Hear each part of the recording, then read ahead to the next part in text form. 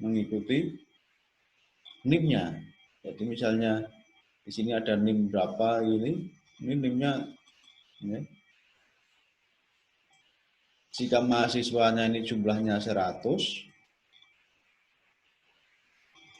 sedangkan prodinya di sini jumlahnya cuma 4, maka ini akan membengkak. Ya. 4 ini akan jadi 100. Tapi kalau kebalikannya, yang dititipkan adalah kode prodi ke mahasiswa, sehingga jumlah mahasiswa 100 tetap 100, prodi yang berulang di sini hanya kode prodi. Jadi kalau kode prodi sebagai kunci, ini berulang tidak masalah. Ya, berulang tidak masalah. Ini yang disebut dengan menitipkan jika ada transaksi antar dua entitas, di mana relasi yang dihasilkan itu tidak memiliki atribut lain selain kunci tamu, maka harus dititipkan atribut dalam salah satu atribut yang berrelasi tersebut harus dititipkan. Nah, cara menitipkannya di sini aturannya adalah dari jumlah objek yang sedikit, ya, kuncinya ditaruh pada objek yang jumlahnya lebih banyak. Kalau kebalik, maka akan terjadi pengulangan nama prodi, pengulangan yang bukan atribut kunci. Ya. Kalau di sini pengulangan tapi atribut kunci tidak masalah. Tapi kalau di sini berulang adalah atribut bukan kunci.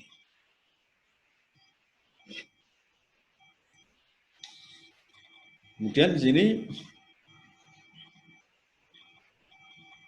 tabel mata kuliah, kemudian ada mahasiswa. Ini sebelum jadi tabel dalam RDBMS model relasi ini, tentunya di sini asalnya adalah entitas mata kuliah, kemudian ada entitas mahasiswa, dua-duanya ini adalah master, kemudian kuliah ini adalah relasi transaksi. Ya, relasi transaksi.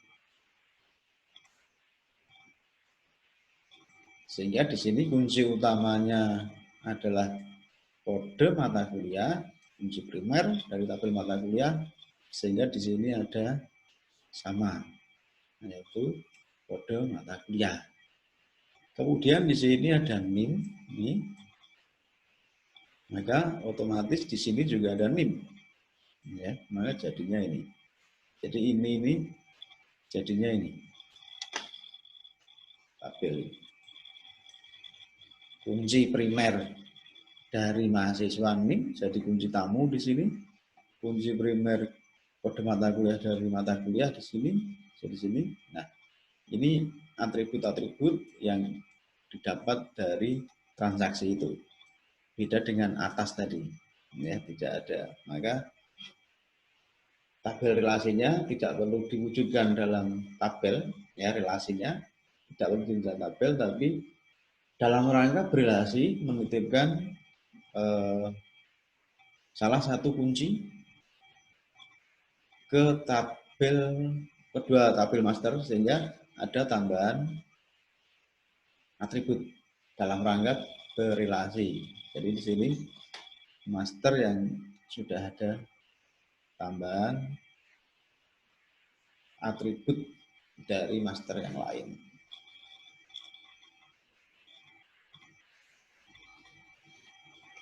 Oke, berikutnya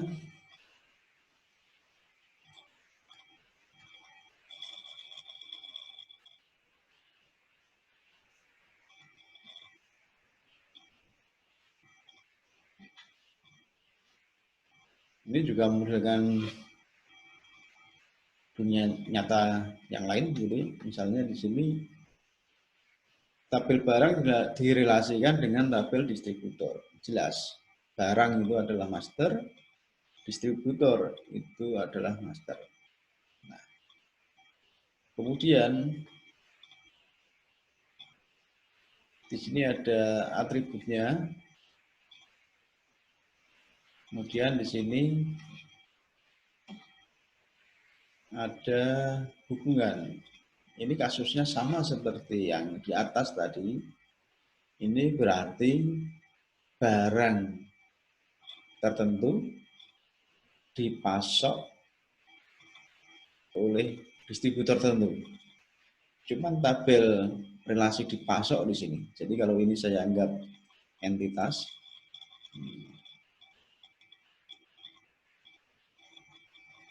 kalau saya anggap di sini adalah entitas,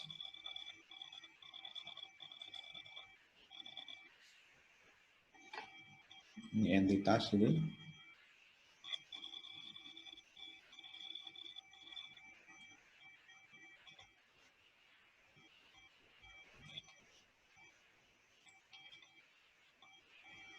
Ini sebelum jadi tabel, kalau saya tarik naik ke dalam model ERD, ini bentuknya ini adalah entitas, ini juga entitas, kemudian ada relasi. Nah, yang jadi masalah di relasi ini tidak ada atribut lain selain kunci primer dari master. Misalnya di sini kode barang, ini kode barang. Kemudian di sini ada kode distributor, nih. Nah, di sini cuma ada kode barang. Kemudian ada kode distributor, sehingga punya hubungan dalam hal pemasok ini. Barang tertentu dipasok oleh distributor tertentu tanpa ada atribut lain. Ini tidak ada.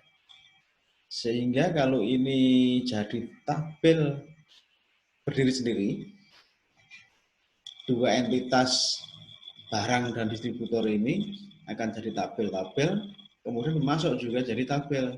Yang jadi masalah tabel tengah ini nanti cuman punya dua atribut ini. Ya. Atribut ini sebagai kunci tamu dari referensi kode barang, tabel barang. Kemudian yang sini dari kode distribusi. Sehingga tidak efektif kalau ada tabel isinya hanya kunci tamu dari atribut yang berrelasi. Kecuali ada tambahan satu minimal atribut lain, maka akan jadi tiga tabel. Ya, akan jadi tiga tabel.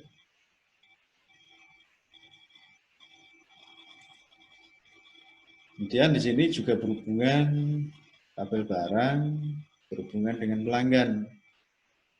Barang dan pelanggan ini berarti sama. Tadi master relasi.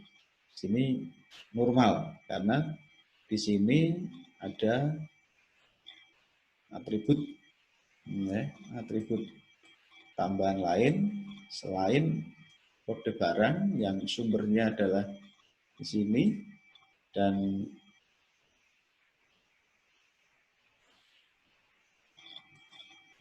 kode pelanggan yang sumbernya adalah ini. Jadi sebagai entitas di sini jadi tabel tersendiri. Ini khusus nanti kita bahas dalam mapping atau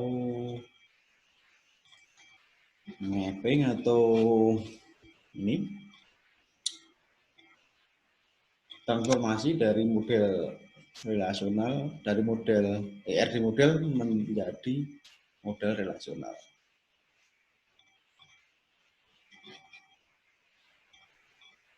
Oke, saya lanjutkan.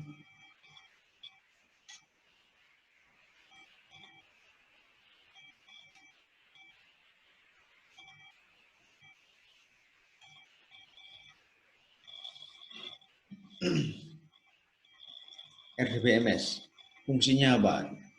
Nah, secara umum relational database adalah jenis database RDBMS.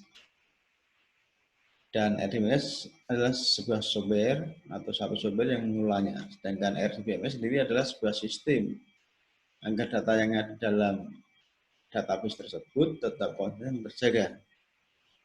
Sini secara khusus fungsi RDBMS adalah membuat banyak tabel di dalam database. Jadi membuat banyak tabel di dalam database.